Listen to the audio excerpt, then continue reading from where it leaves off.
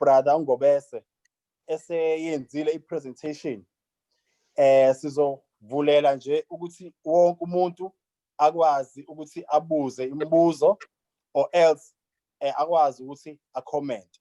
So siyacela nje ukuthi abazalwane bonke nonke njengoba nikhona la, imibuzo yenu ningakwazi futhi ukuthi nithumele privately or nithumele khona la ku message ukuze akwazi ukuthi umzalwane uNgobese asiphendule after i-program. So kulesikhathi samanje ngizothi ngimnikeke ithuba ukuthi ke asithulele inkulumo yethu yanamhlanje. Over to you, brother Mthokozisi Ngobese. Thank you. Yabonga mfowethu ubaba uNkosi. Nginibingelela lonke abazalwane ubuholi bonke platform siholo umnyango weyomphumela. Ngiyabonga ngethuba. I feel humbled ngokuthi ninginike leli thuba lokuthi namhlanje ube yimina present, otherwise bengenjoy all along ukuba omunye nje wabalalelayo kuma presentations atholakalayo. And I must say ukuthi so far so good, umuntu uyadla kakhulu kule platform.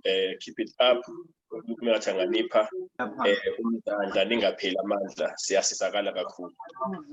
Namhlanje ke we chose ukuthi sikhulume nge-subject ephazamise iSouth Africa yonke as we speak, lento ethinta i-gender-based violence.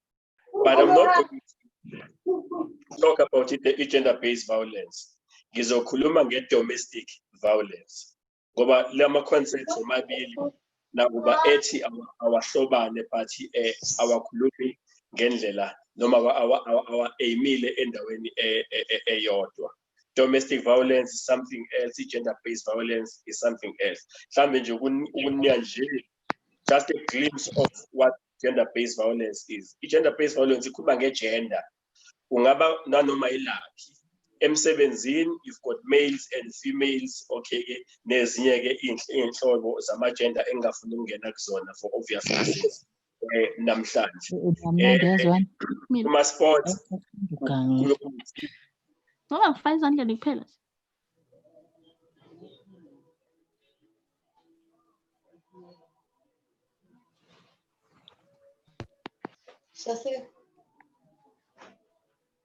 Shasir ngizoyenza la Nyangizwa bazalwane ne? Sicela uphazamisa kancane brother Ngobese. Lesicela abazalwane ukuthi wonke umuntu amute silalele ubrother uNgobese. Please bazalwane sicela sonke nje sisimute silalele ubrother Ngobese. Thank you. Over to you, brother.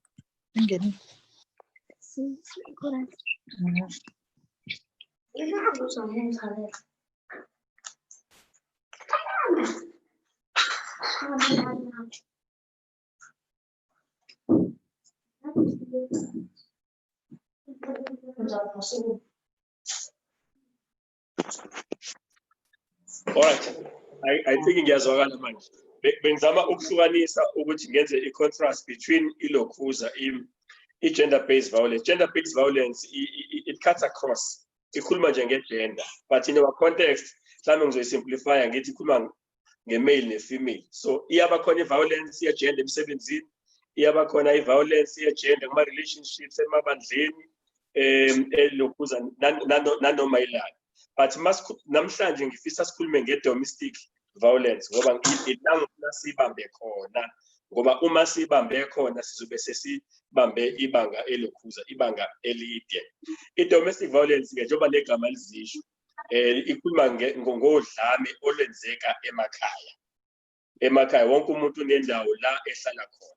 Yilapho ke la uyona ke indawo yasirefera khona as domestic area, your residential area, your residential place.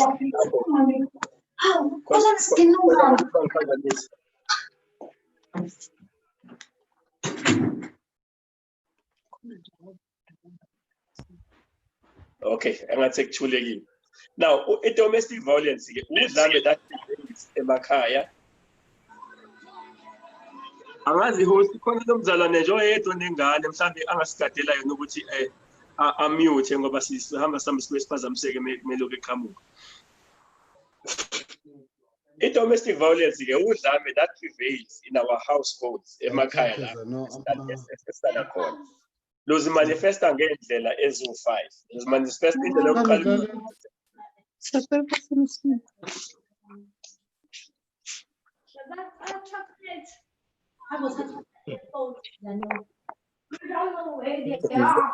Uphinde ngiphazamise. Bazalwane abangenayo siyanicela bandla sicela ukuthi nimute. Siyanicela bazalwane siyaphazamiseka. Sicela bandla ukuthi nimute ama mics enu. Ngikule mhlanje silindile Ndebele siyanicela nonke ukuthi nimute. Alaba silalele. Abantu abangenayo bandla. Please bazalwane ngokuyithoba nje.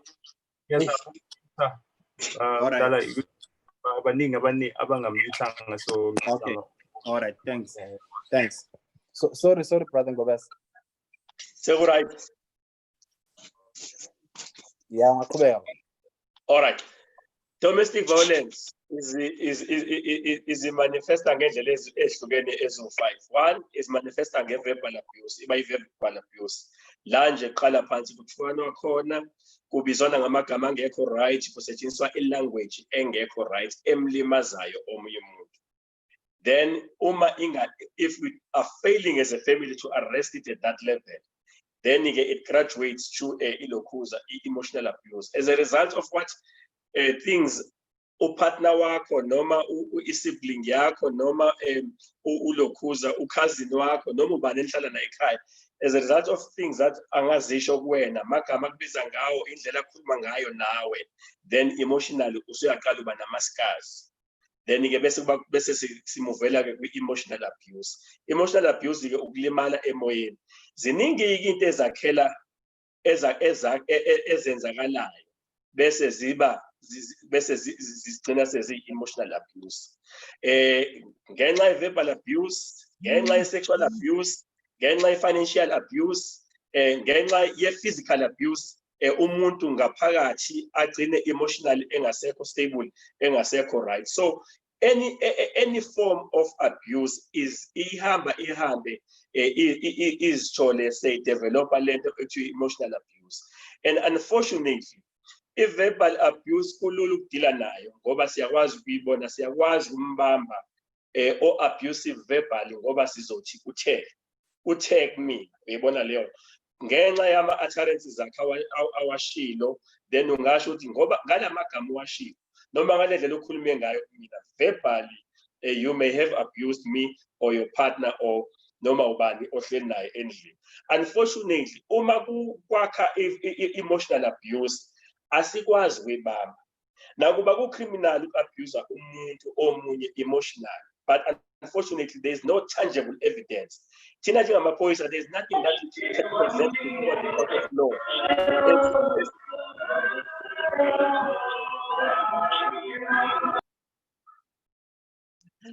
There's nothing ephathekayo esingayise enkantolo.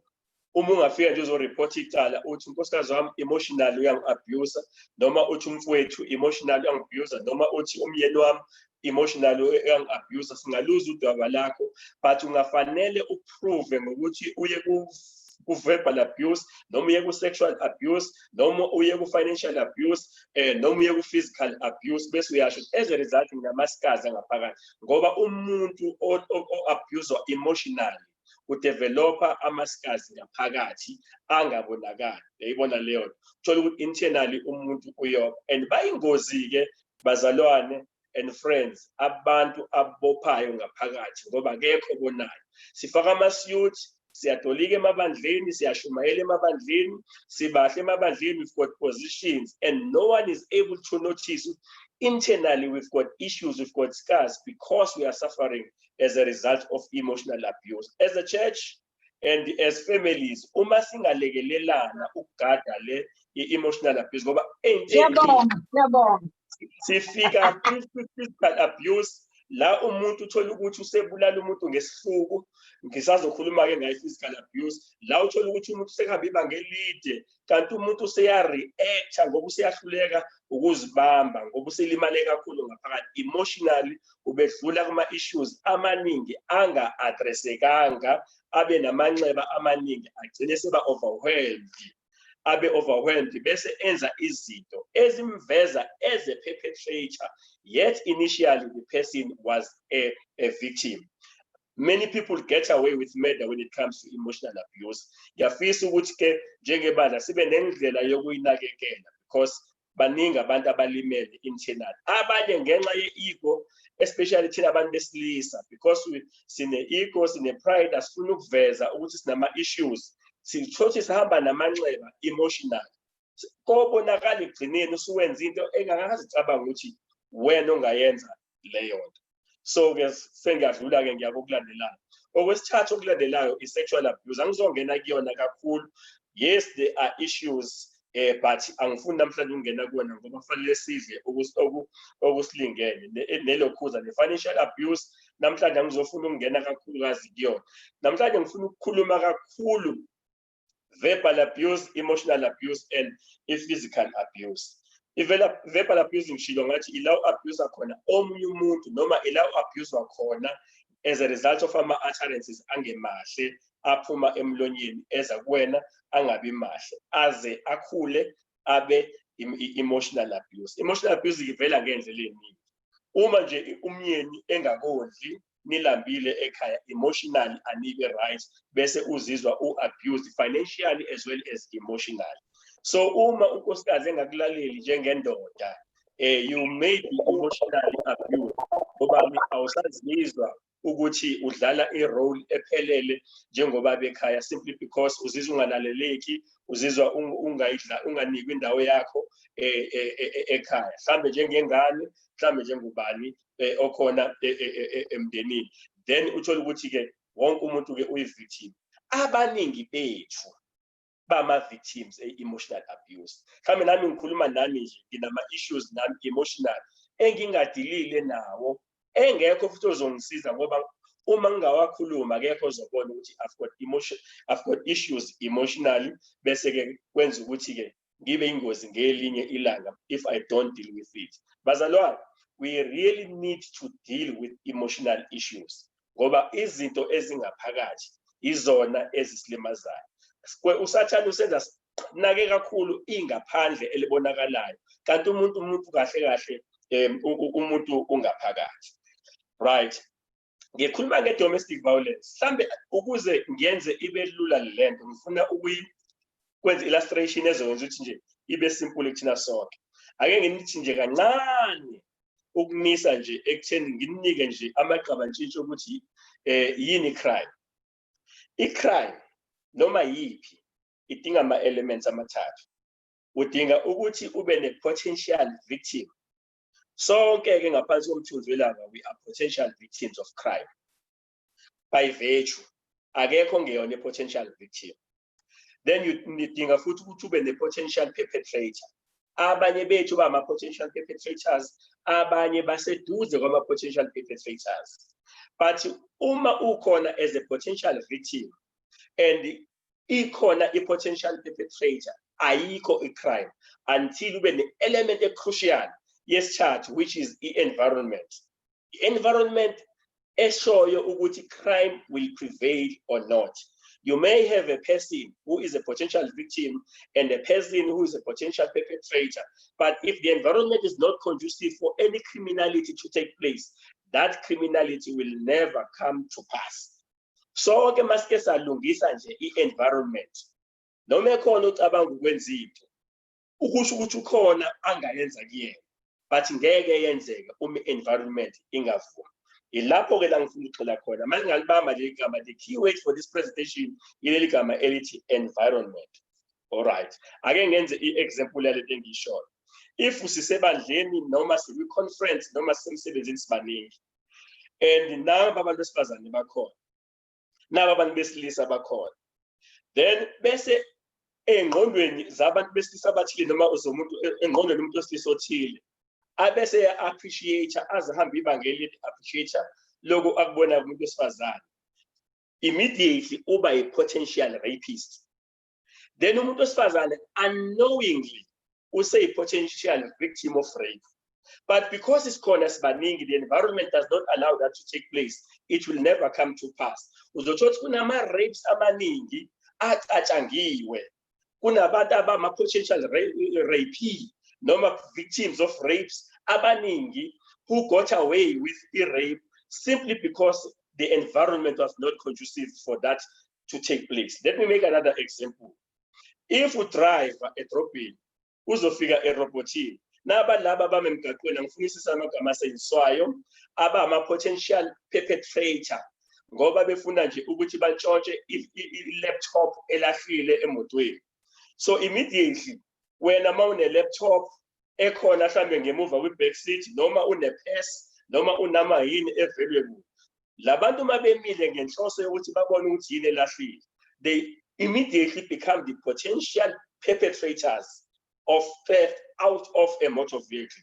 Now that's when you are driving a motor vehicle and when you immediately become the potential victim of ilokhuza ukulahlekelwa i-asset yakho esemotweni. Nayizwa leyo. Ngoba ilahlile ikwi-back seat, kulula uzophahlaza ifastela ayithathe, kulula ngadonsa umnyango awuvule ayithathe, the environment is conducive. But i-laptop may be there, but when ngoba uyigadile i-environment, i-laptop yakho uyikhiyele ebhuthini, noma ungaqhamuka nemoto, i-laptop ikhona, kusho ukuthi ukhona as a potential victim, ekhona ene-robotini as a potential perpetrator, eyifuna i-laptop yakho. But because you were mindful of the environment, awuyibekanga endaweni ezoba exposed kuyona, uyadlula i-crime ingenzeki. So i-crime idinga lezi ezintathu. There may be a potential perpetrator, they are always there. Potential victims of us, we are potential victims of a crime. Bese kuba environment. Okwakho nje, nanoma yiyo, noma uyadriver, noma uyalala endlini, mawungavalile eminyango, kukhona abantu aba-observer abafuna ukuzontshontsha endlini. So when the environment uthi ibe conducive, ukuthi kube khona i-housebreaking, nanoma yiphi i-crime ongacabanga ngayo, uma nje ube budedengu ku-environment, it will come to pass because bakhona ama-potential perpetrators. When you will always be a potential victim by virtue. Ngifuna leli phuzu liqala. Now let us come ke manje. We context ke manje ye-domestic violence. Domestic violence ngishilo ngathi ke kukhulunywa ngendawo yasekhaya endlini. Ekhaya la uhlala khona, ngaba yikwakho, kungaba isekhaya, leyo ndawo iyona ke environment esihlala kuyona. Bese kuba ukuthi ke ngoba kunabantu, whether a male or a female, whether ingane noma umzali, labo bantu at any given time, one may become a potential perpetrator. Uma omunye by potential perpetrator by virtue abanye noma omunye akunaye kule environment yasekhaya, automatically, unknowingly, she or he becomes a potential victim of crime. Now, sekusekheni ke i-environment ikhaya li-conducive yini ngokuthi kwenzeke lokhu okwenzakalayo. Nayizwa leyo nto. Ake ngenzeke i-example. Uma kuwukuthi omunye ufuna ukususa umsindo, ukhona azosusa naye umsindo noma azosusa kuyena umsindo. Vele basekhaya kulula ukuthi kwenzeke. So ilokhuza ke i-crime i-domestic violence ke kulula ukuthi yenzeke. Sisemseni walabantu abakhona uma omunye decide ukuba i-potential perpetrator. I-potential perpetrator hayi ukuthi njalo kuba amadoda, hayi njalo kuba abantu besifazane, kuba iloyo nje ongenwe iloyo moya. Nayizwa leyo nto. Ngokujwayelekile noma ngokulindelekile kule environment yasemakhaya esihleli kuyona, kufanele engabe ilawulwa uthando ukuze kube khona ukuthula, ukuze kube khona uthando, ukuze kube khona ukuphepha kuwo wonke umuntu okhona kule environment ngaphakathi. But unfortunately yangena imimoya ngendlela ezahlukene bese environment igcina isishintshile, then singasaphephile, uzwe sekuthiwa sekhono selimele, uzwe sekuthiwa sekhono seshayiwe, uzwe sekuthiwa khona sekwaziwe, uzwe sekuthiwa khona osekukhulunywe kabi naye. Abanye ke verbally they may have been abused. Abanye they are undergoing. It's an ongoing process. Ilokuza abuse, verbal abuse. Abanye sebeyakwazi ukuthi ayilungile. Ngiyamazi mina uhleze ekhuluma kanje kumina seba ama victims nje. Sebelinde ukuthi koze kwenze okwenzakalayo. Now, njoba ngikhuluma ke ngithi ke i-environment iyona inkinga. So thina ke njengamaphoyisa sinenkinga ke la. Ngoba thina sama custodian crime ofana besidila nayo. Sigada ukuthi iyenzeka noma yenzeki. For any criminality that prevails emgaqweni, we've got vans that are patrolling. In this space, sinawa amabhanoyi agade space. Emphakathini, we've got crime intelligence, we've got TRT, we've got POP, we've got task force. We are fully equipped to deal with any criminality that may prevail yonke indawo, except in the bedroom, except ekhaya endlini, because the assumption of crime prevention is that laba bangaphakathi, because bahleli ngenxa yothando, abayona ingozi omunye nomunye. So we don't have a van yet that is able to patrol in the bedroom. We have not yet designed umshosha parts ongasitshela ukuthi hey manayi intelligence isitshela ukuthi khona ozobulala omunye kuleli yakhaya.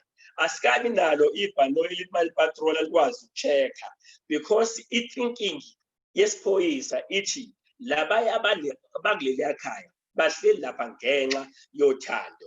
Uma kukhona ongabahlasela bangavikelana bebodwa, ngeke bahlaselane bebodwa. Uma sebe decide ukuhlaselana bebodwa, thina njengamaphoyisa siyoza sesizocosha okusele. There is nothing we can do proactively. We can only react in the criminality that prevails in our households. That is very crucial for all of us. So, uma ke ubaba abusive, you may get away with it. Sizokulanda uma sitholile sekwenzakalile, sizokulanda wena mama as a victim uma sekwenzakalile. Mhlambe sikulanda njengesidumbu, mhlambe sikulanda njenge-casualty, mhlambe ke sikulanda njengomuntu ke obe nenhlanhla wasinda. But there is nothing we can do proactively.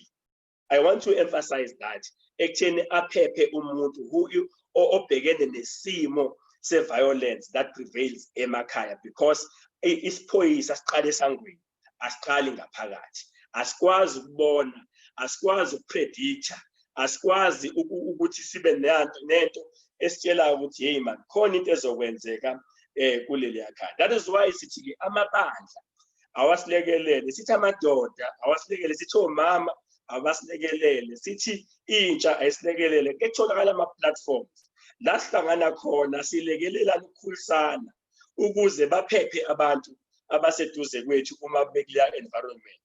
Ngobani bonke abantu abanathi ngaphakathi emakhaya basemseni wethu, akekho ngaphandle ongakwazi ukusivikela. Noma wena masubonile ukuthi no akusahambi kahle, bese uqala ke, it's either you do something to invite people abangeza bazonilekelela ukulungisa le environment esingcolile ekhona la ekhaya, noma mawubona akulungi kube wena obonayo ukuthi hey ngelinye ilanga la ngiyogcina ngifile, ngelinye ilanga la ngiyogcina ngiphume ngiyisidumbu. So angiyishiye le environment kusenesikhathi.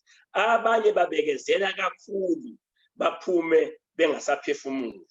Mina ngithi zama kodwa ube ubhekile ukuthi usaphephile kule environment, so that masubona ukuthi awusaphephile usheshe ugxume uphume kule environment. All right, let me bring another element futhi kulento yokugcina crime. Moya uya kwi-Constitution section 205 usinika amandla. That is where we derive our powers as amaphoyisa okudila ne-crime. Wasusa 205 we cease to exist. Usinika nje amandla bese uba nama objectives awu-5, but ngizodila now 3 for the purposes of this presentation. Into yokuqala osinika amandla ukuthi siyenze is to prevent crime. I think that's my specialty. Mina ngispecialize nge-crime prevention kwa-policy. Bese kuba i-element elandelayo investigation of crime. Kusho ukuthi seyenzekile, then ke abadila ne-investigation sefaye bazoyi-investigate. Bese kuba i-element yesithathu elandelayo to combat crime. Okufanele ukuthi ayike basi mayisi out of hand akuze laba-ke abazoyi-combatha. I will explain these processes. Kahle ke thina kwa-crime prevention sinento eningi, sinenhlaka eningi ezakhela ngaphakathi. Into yokuqala esiyenzayo yokuqala nje primary ye-crime prevention i-visibility, ukuthi niwabone nje amaphoyisa ukuthi ekhona. Ngethemba lokuthi mawucabanga ukwenza into ethile ngokubona iveni idlule emgaqweni, ngokubona iphoyisa ligxokile bese uthuka, bese uyakhuzeka, lento obucabanga ukuyenza bese uyayeka ukuyenza. Whether ubuzoyenza e-mall noma ubuzoyenza ekhaya, masidlula nje siyi-crime prevention. Noma sihambe siyokhuluma ezikoleni, siyokhuluma emadleni, siyokhuluma nabantu, siyokhuluma kuma-platforms nama-forums athile, ila sikwazi khona uku-influence ukuthi crime ingenzeki. But once yenzeka, mina njenge-specialist sakwa-crime prevention, I would have failed my duty because okwami ukuthi ngibe proactive ukuthi crime ingabi khona. Mayiseyenzekile then sengihlulekile, then sengifanele ku-investigate. Uma ku-investigate, it may go out of hand. Sekufanele kuyokuthi kuyeke kulelo phiko oluthiwa-ke i-combating noma ilokhuza i-combating level. Ake ngichaze i-combating level ngoba mhlawumbe investigation siyazi yilaba abaphenyayo, abaseshi, oma-hawks, bonke laba abadila ne-investigation ukuthi yenzeke kanjani, yenziwe ubani, bathathe-ke i-evidence bayise enkantolo. That is where we analyze ukuthi yenziwa yini kanjani. I don't want to be deep kulokho. But the element yesithathu uma say out of hand, where we're expected to combat crime, it is where it is out of hand. As we speak, ladies and gentlemen, yenzekile crime, we failed to deal with gender-based violence, domestic violence, yenzekile crime. Puppies by investigator, but it is now out of hand. Isifike kwi-level la idinga khona ukukhombhathwa khona. Ukukhombhathwa-ke ila sebenzisa khona ama-units afana njengo-stability unit, amagama amadala. Laba bafika nje bafaka amanzi, laba bafika bephethe amahawu, laba bafika bephethe ibhamu enkulu bezo-stabilizer ukuthi kwenzakalani. Njengoba sibona-ke ukwenza into eyenzakalayo eSouth Africa, women are dying. Kahle angifuni ukukhuluma kube sengathi ngihlose ukubona abantu besilisa as ama-perpetrators. But for now, sikwi-stage la sidinga khona ukuyicombatha lento. Idinga nje ukuthi udilwe nayo kule level yesithathu. Sizobuyela kwi-level yesibili ne-level yokuqala la sihluleke khona. The situation is dire. The situation is out of hand. Women are dying. And indlela shona ababulawa ngayo, i-brutality ehambisana nokubulawa kwabantu besifazane, as we all know, sibona kwi-media, iyasabisa. So njengamanje the approach that is needed ukuthi kufanele siyicombathe lento. Idinga istability, ayisadingi nathi esiba crime prevention, ayisadingi ukuthi ku-investigate kuthola kathi isukaphi, sizobuya sizilapha. In policing is the approaches amabili. Sine approach yokuqala ekuthiwa i-stabilization. Bese siba ne-approach yesibili ekuthiwa i-normalization. For now, because isimo asikho stable ezweni lethu, kufanele sigijime ke siye ku-stabilization. Kufanele kuqala for what is expected of us is that we arrest the scourge of killing of women and children emphakathini oswakhe. And njoba ngikhuluma ngalokho-ke, iloko kothina njengamadoda ukusiveza kabi, ngoba that is where we appear to be more perpetrators than victims. We may be victims with verbal abuse. We may be victims as amadoda with emotional abuse. We may be victims with financial abuse. But for now, that is important yet not urgent. There's an urgent matter. Women are dying. And if women are dying, they are now victims. If they are victims, then who are the perpetrators? It's us as men who are perpetrators. That is why the whole country is looking at us as men. Some of us are embarrassed. njengamadoda ngizonicela ke bobaba bakule platform bobhuti abakule platform ukuthi let us help each other siphuthume siye kwi-stabilization ake sibe i-stability unit njengamadoda kwakho ake nje wena ube unit stability uthi akekho uzobulala umuntu wesifazane ngikho nami ngisho njalo kulo muzi kwangobese la ngine influence khona nkosikazi wami ngithi ngeke ngimbulale mina futhi ngithi mina ke ayikho indoda ezodlula kumini yobulala unkosikazi yayizwa leyo for now sise kwi-stabilization let us go all out so stabilize isimo until the situation is stable asikwazi ukuthumela kwi-normalization ngizo-explaina i-normalization ukuthi ichaza ukuthini so ngizo-aphila ke kuthina njengamadoda bayashona abantu besifazane bayashona abantwana and abashoni kahle brutality isihluku esikhona uthi mawufika isidumbu uthothi ikhanda lilaphaya ingalo ilaphaya unyawo lulaphaya ufika into ongayazi ukuthi iqoqa kanjani okufanele wena njengephoyisa oqoqa leyo nto kahle kahle udlule kwi-counseling serious guy and unfortunately noma unga-counselisha you still have to recall that 5 years down the line because you must go and express yourself before the court of law and tell the court ukuthi wayifika isimo injani so baningi abantu abalimalayo i-chain elide kabi ngomuntu osifazane obulawa kabuhlungu ifamily yakhe uyena as umuntu obenelungelo lokuphila eselithathiwe ilungelo lakhe abangani bakhe ibandla lakhe umndeni wakhe umphakathi wakhe nathi ekufanele sodila naleyo sini ngoba kufanele sibuye sizoyichaza enkantolo 5 years later yayizwa leyo think about my family mina ofake ngihambe njalo ngilungiya kulama scenes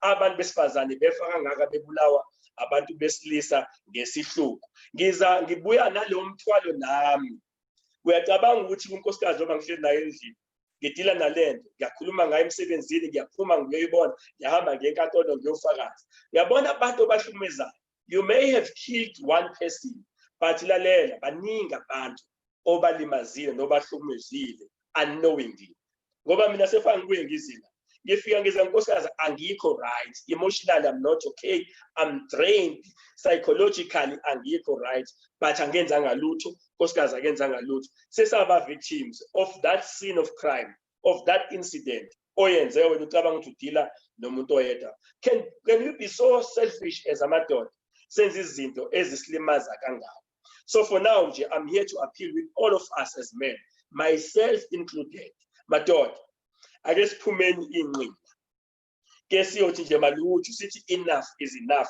not in our name abangabulawa abantu besifazane when we have achieved that sizoprogressa ke sesiya kwi-normalization what is normalization i-normalization ila sikhuluma khona kungonakele lutho singekho under pressure la esithi khona advertisement yini nixoxayo njengamadoda ngabe be irrelevant kangakanani lesene sikhulumayo ku-structure senjengamadoda abafana laba abakhulayo nithini kubona so that ngoba whatever enisho kubona whatever any modelisha esimodelishayo kubona sinormalize isimo sesibi-normalization ke manje we all have a part to play in as far as the normalization is concerned sithi befundisi i-right in timing ye-counseling ku-right in uqala i-counseling seyikhokheliwe ihhotela okuzoshadela kulona ku-right in uqala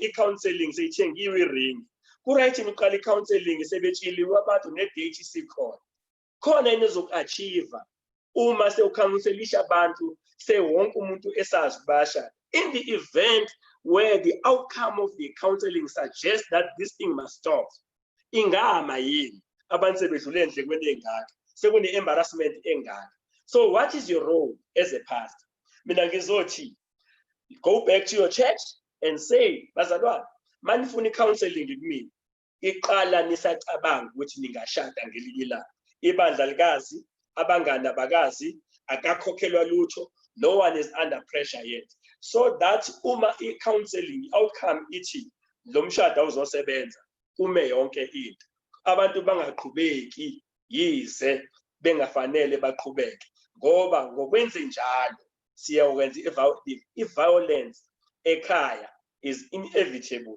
after the wedding ceremony. Nezwa leyo. Ngizothi na njengamadoda sikhulumeni nabafana. Sakheni abakhwenyana bamadodakazi ethu bakusasa in our platform.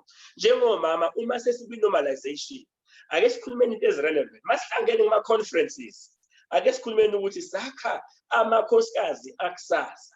Sifundisane ngo-communication, sifundisane ngo-forgiveness, sifundisane ngo-patience, sifundisane ngo-mutual understanding, sifundisane ngazo zonke lezi zinto. We are normalizing the situation so that abantu uma befika kule environment, ngoba into engiyibukayo, what I'm observing, ukuthi le environment igcwele abantu abangekho ready for yona, bese beyayona, bese konakala amakhaya, kube sengathi amakhaya akiwona othando. The environment, if I have uthando kuyona, it now begins to hurt abantu abangaphakathi kuyona. No wonder ngibe sengithi ke mina, for what I have observed as a police officer, it is safe to define umshado ngalezi lengisho ngayo.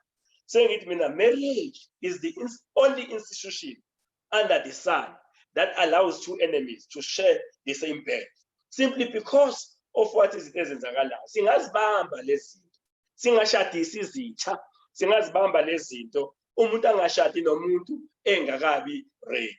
Nami nje unkosikazi usemseni, but in retrospect ngiyabona ukuthi ngangekho ready ngena emshadweni. Akekho engitshelile lutho ngomshado. Kwathiwa ngobese usuyasebenza, usungashada, ngabona nami kuyasebenza, ngicabanga ukuthi kufunakala imali.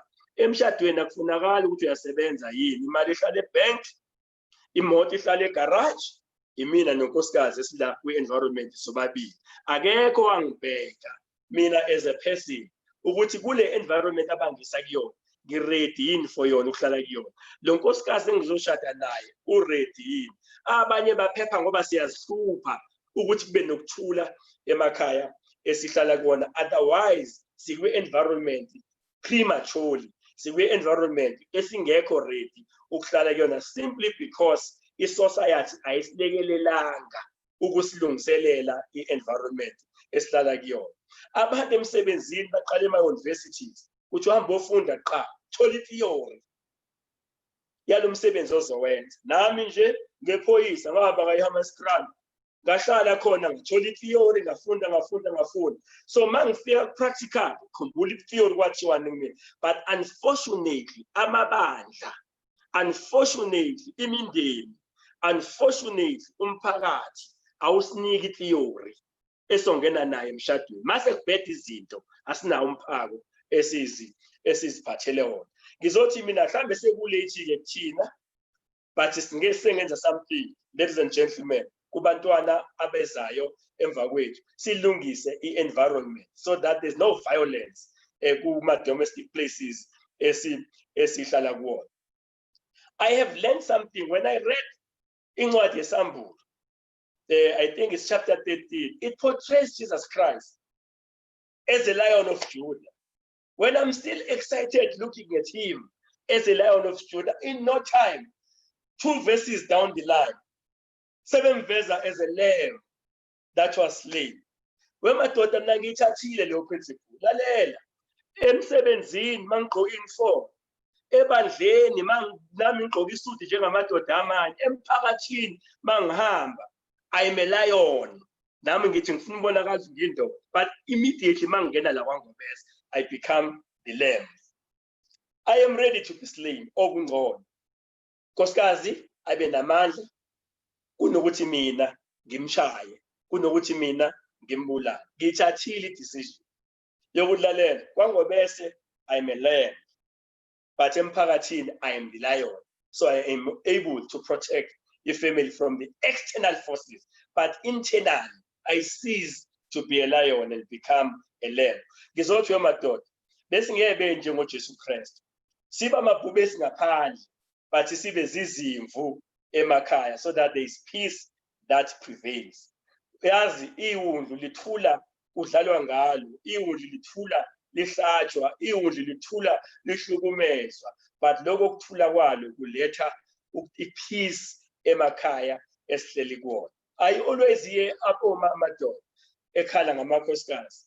ukuthi ayadelela lela no wami nangu la uyadelela njengamakhosikazi zonke haleluya uyadelela njengamakhosikazi zonke I think sonke into common le but angikaze and angisoze ngambeka isandla I may be tempted emsebenzini by virtue of umsebenzi engwenzayo but not at home another decision engayithatha engilekelelayo kulokho so that ngeke kuthiwe ngoba namaphoyisa nawo ama-issues where they kill their spouses angisiphathi isibhamu for 13 years angisazi isibhamu emzimbeni wami but uNkulunkulu uyangiprotect emsebenzini uNkulunkulu uyamprotect unkosikazi kumina and ngiyiphoyisa elihloniphekile ngaphandle kwesibhamu ngoba ngithi angifuni into ezongenza ngibe perfect njengendoda kube nento ezokulekelela mawunama anger issues like me as a result of my background yini ozilekelela ngayo proactively ukuthi nje unkosikazi aphephe ezandleni zakho ukuthi abantwana abaphephe ezandleni zakho ukuthi umyeni wakho aphephe ezandleni zakho mina ngithi ngiyazazi mina ngiyabazi ubuthaka bami ngiyazi ukuthi ngisivikela kanjani ngiyazama uNkulunkulu ngicela ungisize ukuthi ngize ngishone ngingakaze ngikwenze lokho ongenani kubonakala kwezindawo bengicela wonke amadoda kule platform ke si resolve sonke ukuthi noma ngenzeka emphakathini sikubone koma TV but hayi kwami owami unkosikazi ngeke alandwe emotionary van eselimele esefile ngenxa ukuthi ubulawe yimina ngesihluku uma singaresolve sibancane sibangaka at least singabe we would have indirectly created a safe haven for abantu kube nendawo ethiwa ikhona indawo ephephile uma isizwe singaphephile akufanele kuthiwe nasebandleni kuyabheka akufanele kuthiwe nasemaphoyiseni kuyabheka akufanele kuthiwe emphakathini kuyabheka kanti lapho la kuzophephelwa khona ngizothi mina I may be preaching to the converted but masike thina nje kule platform savumelana ukuthi not in my name thina kule platform savumelana ukuthi siyagadana nawe mama uzigade ukuthi awumprovoke ubaba nawe mntwana uzigade ukuthi awubathulisa abazali nani bazali nigade ukuthi anibaprovoke abantwana wonke umuntu ayilwele ipeace alwele ukuthi le environment ibe nokuthula ingabi nawo umsindo okhona we would have played our role in the fight against the scourge of killing not only killing but brutal killing of women and children with society esikuyona ake kapa kuthando emakhaya ake kube nokuthula emakhaya uyazi uzobona ngalo ukuthi le abuse ikhona mhlambe ise ku verbal level mhlambe ise ku emotional level uzozwa iyouth yethu indlela ethi ayikho ready ngayo ukushada hleli nendodana yami nami I get excited uma ngithethe ngijahe yami ukushada nami ngifane nawe baba yayizwa leyo once iyouth yathi angufuni umshado ngoba I'm hearing that left and right and that to me speaks volumes ukuthi lokho abakubona emakhaya kusuggest ukuthi awumufi umshado thina sashada sijahile manje why thina sifanele siphazamise ama generations emva kwethu ngoba nje singafuni ukuthi siyilungise le environment esikuyona mawufuna ukuzibona ukuthi unjani lalela indodana mawubaba ukuthi thini ngomshado lalela indodakazi mawumama ukuthi thini ngomshado once baqala ba develop interest kobe ukuthi ke environment kobe ku domestically sesudilile nama issues ngendlela eright eyenza ukuthi abantwana bethu bathi look forward ukuthi beze la esikhona emshadweni leye verbal abuse bazalwane lalela ingozi indaba yethu njengabashumayeli ngoba ngendlela esipowerful ngayo uma sizwakala sishumayela indlela futhi esipowerful ngayo ekulimazeni ama spouses ethu uma sesikhuluma kabi emakhaya asiligadeni ulimi ngoba ilaqala khona iabuse uma bebusiseka abazalwane ababusiseke phela nasekhaya uma mama bebusiseke omama mani women's ministry nihambile kuma conferences ethu nathi asibusiseke mase nibuyile emakhaya hayi lento yokuthi avelungile ubani uma enabantu kodwa hayi uma esesekhaya. Mina ngithi angifisi ukushumayela intshumayelo epowerful libusiseke ibandla kanti umadladla endlini eduze kwami noma lapha phansi kwi-audience uthi bathathe sathane wasekhaya. Akufanele uma uyindoda kushiwo njalo kuwe okungenani iba isibusiso la ekhaya bangaku-understandi ngaphandle. Nayibona leyo ngoba usathane usenza si-excele kwi-public space bese siyahluleka uku-excela kwi-private space. Mina bengizothi ake sibuyele sibheke ukuthi privately so mama abanjani, privately siwo baba abanjani, privately siwo bhuti abanjani, privately siwo sisi abanjani. Lokho kusho ukuthi now the environment is safe. Otherwise the environment is not safe. You may not be abusive physically, but check your steps if you are not abusive verbally. Check your steps if you are not abusive emotionally. Check your steps if you are not abusive sexually. I guess sizijexeze holistically sizibone ukuthi sabantu abanjani. Sengizoqeda mina ngizothi ake ube nomzuzu wakho wedwa ke usibuze. Kule abuse engako kukhulunywa ngayo, kule violence engako kukhulunywa ngayo, iliphi iqhaza engilibambayo? Uma likhona ngingayeka kanjani? Hey lalela uMoses wayemholi but wayenoJethro ayemesaba ayemkhuza emlawula. Lalela ulokhuza uTitus uTimothy wayemholi but wayemsaba uPaul. Ake nawe ube nomuntu nje omsaba. Njengoba sicetshwaphi sina ikuphi la sigobe khona uphondo uma nje sekufikiwe. Mina nginabo abantu bami abaziwayo ukuthi hayi nkosikazi mase ekhulume nayo omunye ukhona kulesiphasini ukhona la ngaphakathi unkosikazi unelungelo lokungiceba uyangiceba kuyena and mengiceba ngiyasithoba kuyena ngoba angikho perfect ukuze ngilunge ukuze aphephe ezandleni zami. I have resolved ukuthi not in my name. Now ungayithatha i-resolution silekelelane kube ne-peace. Abaphephe omama, awaphephe amantombazane, asiphephe isizwe. Kungcono ukubizwa sekuthiwa sekwenzeka ingozi selimale ngephuthu unkosikazi kunokuthi kubizwe thina sekuwena owenza ingozi elinyazwa wena. Wathi uyamthanda umbulala kanjani? Nkosi phephisa ithandwa zethu kuthina zithandwa zazo. Into enjani? What kind of a prayer is that? Uthi Nkosi naba abathandiweyo babo baphephise kuyithandwa zabo.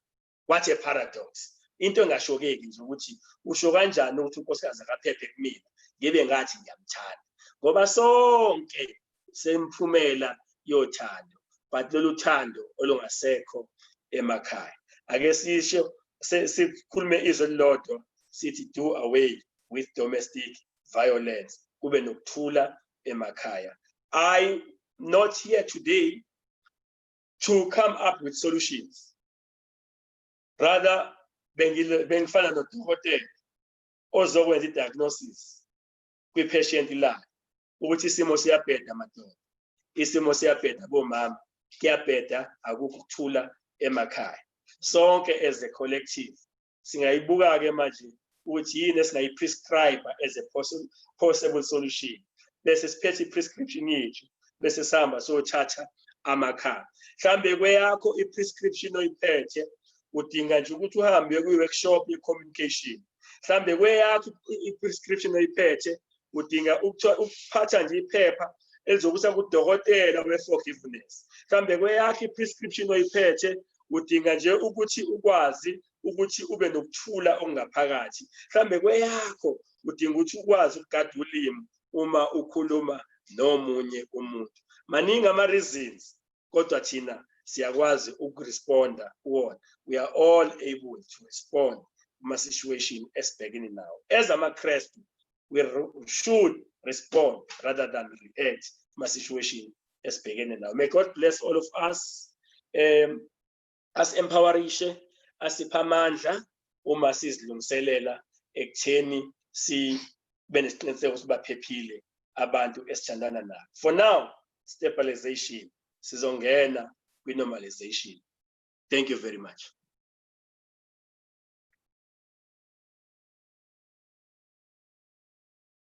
Baba Nkosi.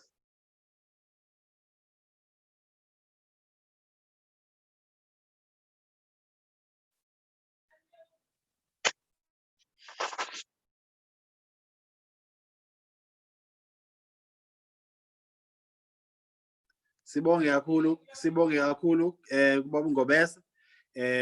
Imishini yabelungu ibuye isuxaka kancane ibingavuma ukuthi ke ngi-unmute ngixolise lapho bazalwane. Sibonge kakhulu ku brother uMthokozisi Ngobese.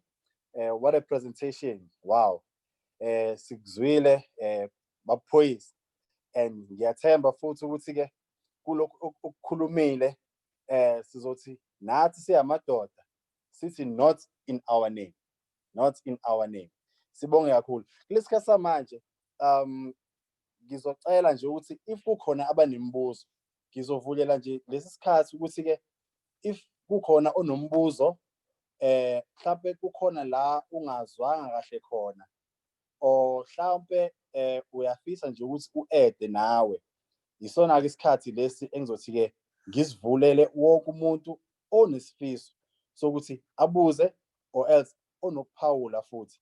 Isona ke isikhathi lesi ke bakwethu engicelayo ukuthi ke sisithathe sibuze imibuzo ukuze ke ubaba wethu uphoyisa akwazi ukuthi asiphendule. Ngizocela nje ukuthi onombuzo unmute and then aze nombuzo wakhe forward. Thank you. Bengicela ukuphawula umphorontswabe. Yes mfundisi. Ngiyabonga.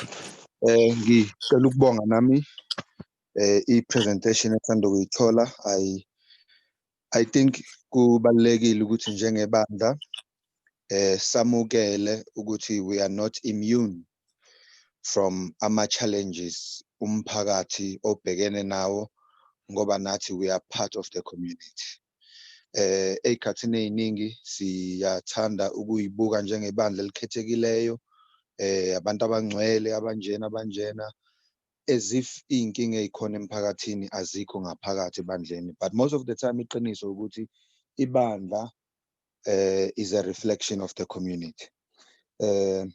Ngiyajabula ukubona ukuthi njengebandla siphakame si-organize ama-programs anjengalawa, sizama ukudlala indima in the church, ukudlala indima nasemphakathini, ukuthi nathi sisize ekutheni kule nkinga esibhekene nayo yokulinyazwa nokubulalwa kwabantu besimame, nathi kube khona esikwenzayo ukuthi sikuvimbe, sikukondeme and si-provide ama-possible solution ekutheni kugwemeke kungabe kusaqhubekela phambili.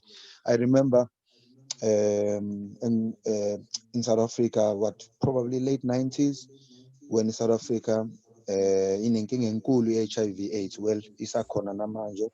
Ngiyakhumbula ebandleni every Sabbath sasiba nomuntu okhethiwe ukuthi kube khona akushoyo akuphawulayo mayelana ne-HIV/AIDS ngoba kwakuyisifo esasisibona ukuthi sibhoke kakhulu emphakathini.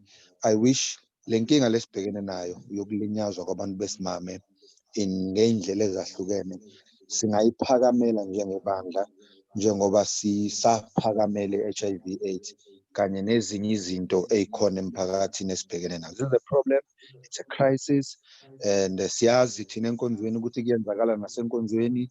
Siyazi futhi ukuthi as a church we are probably playing a part ekutheni kuqhubekele phambili ngokuthi singathathi iy'nyathelo ey'fanele ngesikhathi esifanele. Kodwa-ke umthandazo wami nje uwodwa ukuthi-ke asibambisane njengebandla and let us try and find solutions, and let us try and support abantu besimame, and let us try and be visible in the community as abantu abakhondema nabantu futhi abazama ukuthola izindlela zokuthi lolu dlame olungaka kubantu besimama luphele, ngoba osisi bethu laba, cousin bethu, ama-church members ethu, omakhelwane ethu, whether we like it or not, directly or indirectly, we are affected by udlame lolo silibonayo lwenzeka emphakathini. Athi inkosi angasibusisa, abusise nabaholi bebandla ababone kufanele ukuthi sibe neprogram enjengalena nomzalwane uNgobese qhubekele phambili nomsebenzi awenzayo. Amen. Angibingelele nambazalwane egameni lenkosi yethu Jesu Kristu. Ngiphinde ngithathe mhlawumbe ithuba lokuqala lokubonga kubaba uNgobese okade esenzele le presentation.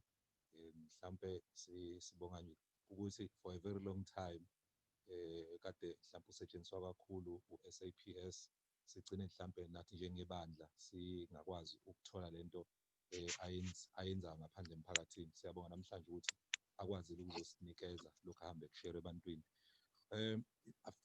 I've also got few things to share mhlawumbe engathi siyadinga ukuyilungisa as a church. Usethathe wakusho umfundisi uRanswabe ukuthi mhlawumbe will also need 10 minutes before a sermon or after isifundo, just to make an emphasis kule sisehle sikhona ukuthi we are still saying no ukubulaweni kwabantu besifazane nabantwana. Mhlawumbe sizokhumbula ukuthi when this happened in mhlawumbe 2 years 3 years back, also as Seventh-day Adventist Church were involved because there was a member of wakuthiwa uyimember yethu also owayeveleza umuntu obulalile owesifazane. So ngeke sithi into esinga-affectekile kuyona direct as a church, we are also implicated igama lethu liyavela nangendlela lapho kwenzakala ngayo. Into engathi mhlawumbe singadinga siyilungise. I was hoping ukuthi u-Adventist man by this time emabandleni ko-Zoom all platforms bekufanele ngabe ithina esiqala to grab this opportunity, sakwazi ukuthi sithi no nakho kufa abantu besifazane sikhona singasho lutho. But into oyibona kakhulu mhlawumbe bengathi mhlawumbe siyadinga uyilungisa njengo-Adventist man, ukuyeka ukuba active ey'ntweni ezipolitical ezingalikhulisa ibandla and start to care ngezinto that matters the most, especially to our young people. Sikwazi ukubona ukuthi singabakhulisa kanjani njengabantu besilisa, nathi mhlawumbe la sistruggle khona sikwazi ukufuna usizo kwabanye abantu ukwazi ukuthi sibhekeleleke. Mhlawumbe i-appeal kubantu besifazane abakhona, bengathi also need to assist obaba emakhaya. Siyayazi indlela abakhuluma ngayo public. You mustn't recommend into eyenziwa umyeni wakho or your brother usayide naye ngokwefamily ngoba umtshela ukuthi lento ayenzayo there's nothing wrong ngayo, to a point where ezoqala manje ukuyishintsha ayenze ekhaya, bese uthola ukuthi lento siqine ukuyikhuza isakude mase sendlini ngaphakathi sigcina iba nama-stats angenasidingo. I will say asibhekaneni nasey'nkonzweni, even kuma-programs in most of the time uthola ukuthi noma kukhulunywa asikhulumi kahle, size mhlawumbe sidevelophe into yokuthi ubani akatshelwa. By the time sekulethe ukumkhuza so sekunomonakalo. Mhlawumbe lesithathe ey'ntweni ey'ncane masibona bekhula indlela abaresponda ngayo ey'nkonzweni ukwazi ukubatshela that's not how you talk. Mhlawumbe as a future husband beku-1 no 2 no 3. Also ama-program mhlawumbe kufanele siwa-introduce, kufanele kube ngama-program azokwazi ukubakhulisa. Mhlawumbe into ebengingayibuza kubaba uNgobese ukuthi usazobuya mhlawumbe ezokhuluma about spiritual abuse, because we find ourselves enkonzweni uthola ukuthi mhlawumbe also we are not only abused physically but also even spiritually si-abuse abantu using the Bible.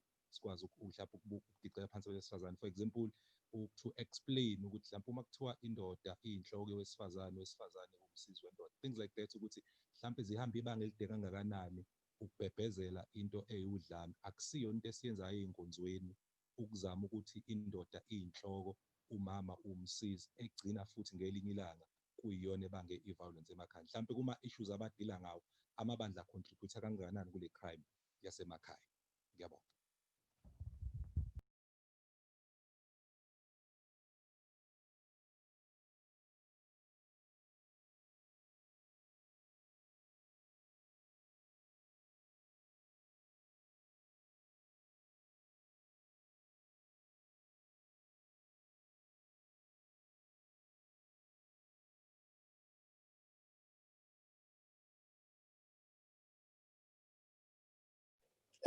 Sorry bazalwane, bese ngimuthiwe futhi. Ngiyanothisa lana few hands. Okay, sibonge kumfundisi uMpanza kanye nomfundisi uRanswabe. Ngiyanothisa la the few hands esinawo la ngizothatha nje isandla sika Nomcebo Khubeka. Ngicela nje uNomcebo Khubeka abe nokuphawula wabe nombuzo. Thank you. Nomcebo Khubeka.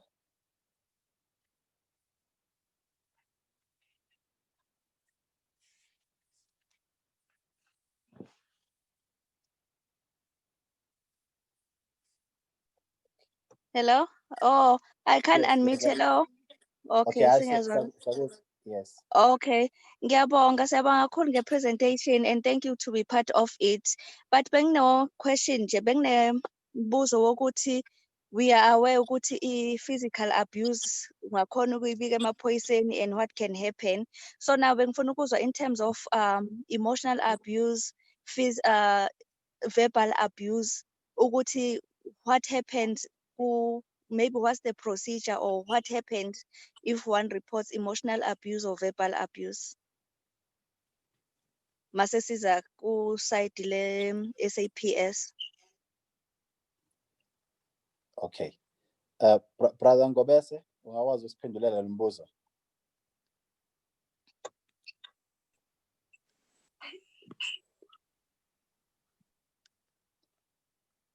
Brother Ngobese? Yes, ngiyazwakala manje. Yes, siyakuzwa. Oh, okay. All right. Umbuzo wokuqala, I think ngiyabonga mfundisi uRanswane ngelokhuza nge-comment. Iyasilekelela ukusho ukupenda nje sithombe ukuthi not as a church we are not immune from lento ye-abuse noma ye-domestic violence. Umbuzo kamfundisi uMpanza. Yes, mfundisi uMpanza, umbuzo wakho, there's a lot that we can talk about. I did not want to exhaust everything. A lot of programs are with normalization. For now, the focus is with stabilization, because angifisi season nama programs are proactive and ahamba ibanga elide la sifundisana khona, la siqeqeshana khona spiritually and otherwise. Ibe indlu ivutha. For now, we need to arrest the situation.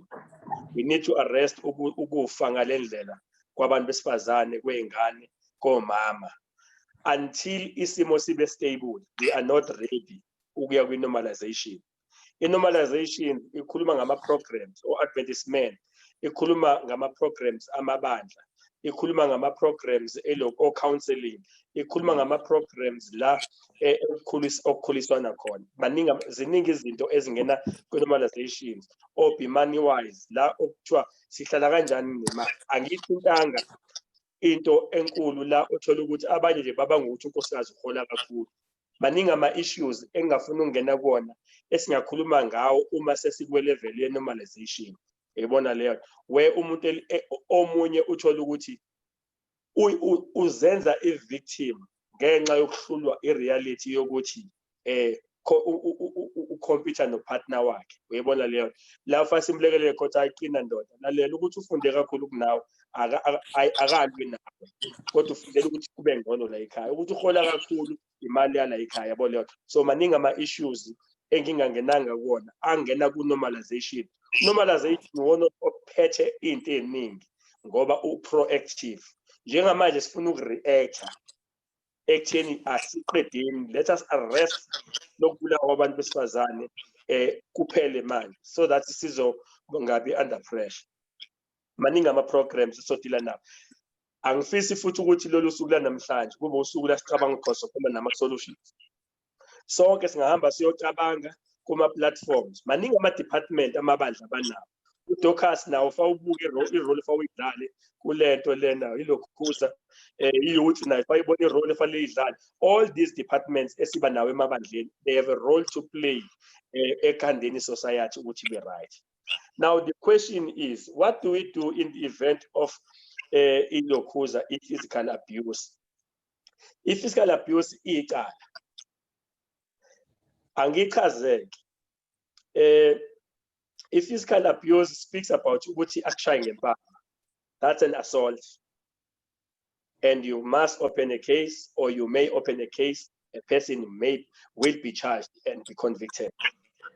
impama nje iyodwa nje icala eliserious kabi uyayibona leyo nto ukuphusha ukuthinta anything makukhulunywa ngo-physical anything that is physical ukuthintana nje kwabantu ngendlela enempi noma enendluzula there is a case la and that case can be proved enkantolo and the person may be convicted noma will be convicted uyayibona leyo ukuza nje police station noma bisiven ize izovula icala alandwe leyo muntu and ngifisa ukusho ukuthi the moment your spouse the moment your partner the moment your son ngoba abanye amadodana eba physical lalela awusekho safe.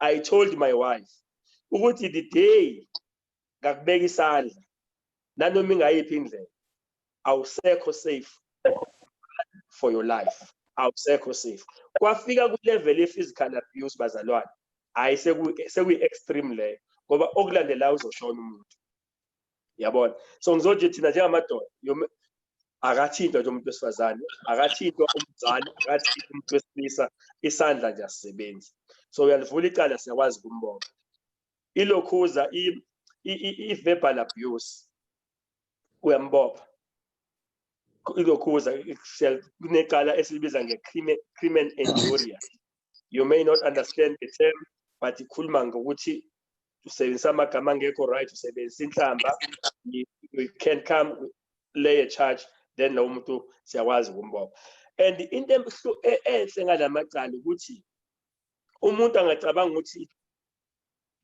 udlula kuwona manje kanti ushiye a-criminal record yabo nakulento le lockdown baningi abantu abachajwe kuthiwa ayikhokha imali engaka ngoba utholakala endaweni wrong abazobona sethi umuntu ufuna umsebenzi othile sefuna ipromotion sekuvela ukuthi kahle kahle loyo 1 round okhokha wayi admission of guilt.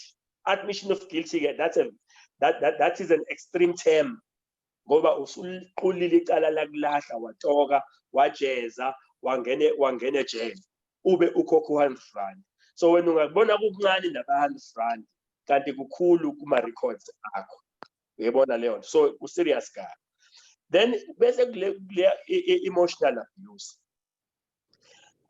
asikwazi ukudila nayo as an emotional abuse. You cannot come to us and say ubaba ngobese ungabusile emotional. You need to substantiate yourself. You need to elaborate further. Kanjani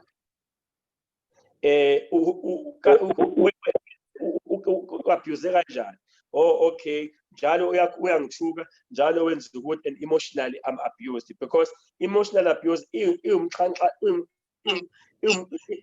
yakhelwa iwo wonke lama abuses engikhuluma ngawo abanye ba abuse sexually bese belimala emotionally because isex nayo emotional uyabona leyo nto ukukhuluma kabi nomuntu akulendi kahle ngaphakathi kuyena so into oyiprova ngenye into so you can't say I'm here to open an emotional abuse otherwise there is no evidence but yona ichaza ngendlela eziningi ezahlukene ngoba ibalulekile and I must say ila amadoda amaningi ama victims khona and indoda victim emotional abuse ngiyayisaba ngoba akekho ibona leyo nto the day reactor asiphephile sonke yabona siyadinga njengebandla ukwenza konke singakwenza ukudila ne-emotional abuse abantu abangabe babhekene nayo mhlawumbe ukugcina as a comment so fika nini kwi-level njengebandla lapho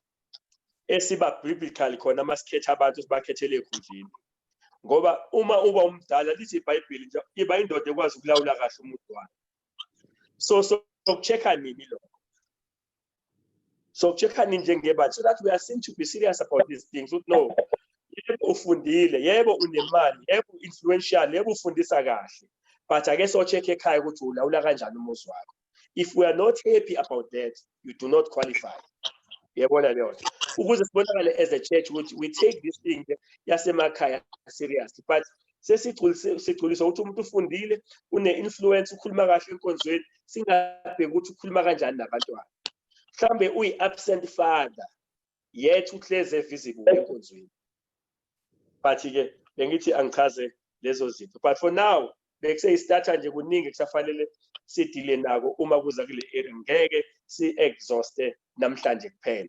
Kuningi ekusafanele sixoxe ngako, sesingena entweni-ke ngayinye ukuthi sidila kanjani nemali. Imali si-abusana kanjani financial. Uyabona leyo. Singena kwi-issue ne-issue. Okwamanje nje bengikha phezulu zonke izinto so that we understand. Umuntu akayozibheka ukuthi iyiphi role angayidlala ukuthi alwe ne-abuse enzeke emakhaya. Siyabonga kakhulu Baba Ngobese. Ngike ngabona isandla sikaLungelo Mazibuko, angazi noma use right, mhlawumbe ugcine ephendulekile, ngibone ngathi usehlisile. Lungelo Mazibuko, before ngithathe isandla sika Baba Mpondi. Usu right Lungelo?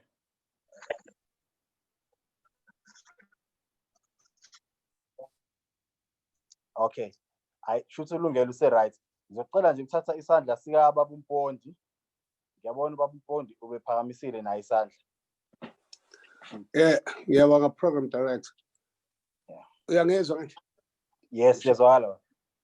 Eyami question ithi Ubaba Ngobese uqale wakhuluma nge-perpetrator, nge-potential victim, ne-environment. Eqaleni lenganisa ngesikhwama uma sibonakala noma i-computer ibonakala emotweni. Now, i-challenge engicabanga ukuthi sibhekene nayo mhlawumbe Ubaba Ngobese angasisiza. I-environment esiphila kuyona, both kwi-society and in the church. Uma ungabheka kahle ama-statistics, most men are from parents that are single parents where there is no man. Both in terms of society, even in our church, it's common ukuthi most yabafana baphume emakhaya like nama single parents angenawo abangawona ama-role model, abangenawo obaba abama-role models. I-society yethu in general isho ukuthi then how do you deal kule situation sinjalo ukuthi environment kwi-society and the church is not conducive ngale ndlela uchaza ngayo ukuthi fanele ibe right so that when I go out then I know ukuthi I'm safe. Sinoke environment where ama-role models angekho ukuthi baba noma abashadile waba uhlala le noma uhlala le, mhlawumbe ubaba ngimazi ngokumazi ngazi umama, but fanele ngithi ube nonkosikazi kusasa. Ngicela ukuba lapho bese. Okay, siyabonga. Sengangena masi. Yes ba. Yes, Baba Mpondi, you have raised a crucial point kule nto le yethu. Nami ngibone sengishadile ukuthi kwangafanele ngabe ngashada ngingekho ready kanje. Okwenza i-environment ibe ngcono endlini. Ngizilekelelile ngoba akekho wangisiza kwi-process. Ngoba kwagxilwe ekutheni usuyasebenza usungashada. Kungabhekekanga ukuthi ukhona yini oyimodelishile lento yababa phambi kwami. Uyayibona leyo nto. Ukhona yini lento oyimodelishile lento yokuba ubaba okholwayo phambi kwami. Uyayibona leyo nto. Ngishada nom-Adventist. Yet ngikhule ngesiko, ngikhule ngamaZulu, ngikhule ngezinto, ngikhule ngale nto adishiwo umfundisi uMphansi. Ngikhule ngazi ukuthi indoda iko konke umuntu wesifazane uyinto. That's my background. Now uyacabanga ke if I was not willing to learn ngabe kunjani la endlini, ngoba ngabe ngidila nonkosikazi who's more learned than me, who's more educated than me, but ngimdila naye njenge property ngoba mina ngazi ukuthi mina indoda. Uyabona lo, I had to help myself ekutheni ngibe ngcono. So njengebandla ke siyadinga ukuthi sibheke ukuthi siyabalekelela nabafowethu abasijoyinayo abakhulayo ukuthi bakhule bathole lama father figure. I-role inkulu esinayo thina njengobaba abakhona ekuyimodelisheni le. Uyabona leyo. That is why kufanele ngempela siye kuqonywa njengobaba, siyeke ukulwa namakhosikazi ethu phambi kwengane njengobaba, siyeke zonke lezi zinto ngoba baningi abantu kufanele bafunde kuthina nalabo abangenabo abazali father figure ekulokhuze ekukhuleni kwabo. So but ke nakubefundisi basilekelele before bamshadisa umuntu 20 background check. Uredini lo muntu ukhule kanjani, i-background yakhe ithini, akadingi ukuthi aqala lekelele kuyima eshada. Sonke wonke umuntu singa-excitwa i-bachelor party, singamcheckile lo muntu esiyodla naye inyama before ashade ukuthi uredini ubani, so that singayi-perpetuate lento ye-gender based violence noma ye-domestic violence ngokuthi nje thi naye usenayo imali use-grand kanti umuntu akekho grand akahle. Mina ngisakhoshina singakhulumi nge-character. Why nje singabuzani ukuthi ubani lo mfana, uziphethe kanjani, usekhulile, is he matured enough, and be satisfied at that level than ukuthi sithi unamalini. Ngoba I think imibuzo esibuzayo uma-socialista akuyona imibuzo right, kanti akungeni imali, akungeni ukuthi usemude, kungena ukuthi uzomphatha kanjani unkosikazi, useredini ukuhlala nomunye umuntu ozombuza ukuthi why sithenge le moto singathengi le moto. Yabona, bese sizwe i-challenge, yabona ngathi umhlaba usuvalekile, kanti ushade nomuntu onengqondo ozobuza why kufanele lo muzi ube yelo, mina ngibe ngifuna ube mhlophe.